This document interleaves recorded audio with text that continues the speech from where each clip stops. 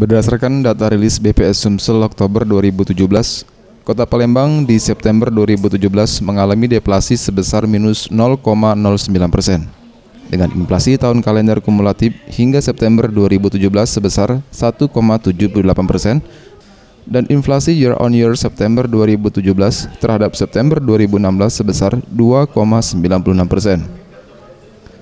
Deflasi yang terjadi pada September 2017 di Palembang dikarenakan turunnya indeks harga pada kelompok bahan makanan sebesar minus 0,91%. Sementara 6 kelompok pengeluaran lainnya mengalami kenaikan indeks harga seperti makanan jadi, minuman, rokok, dan tembakau sebesar 0,32%. Kelompok sandang sebesar 0,32%, kelompok perumahan, air listrik, gas, dan bahan bakar sebesar 0,13%.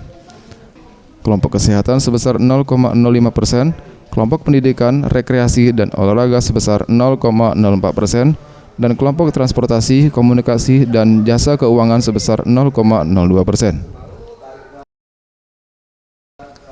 Sementara untuk komoditas yang mengalami penurunan harga sebagai penyumbang andil deflasi terbesar di Palembang antara lain bawang merah, jeruk, bayam, daging ayam ras, bawang putih, dan buncis. Sandi Pratama, Sriwijaya TV.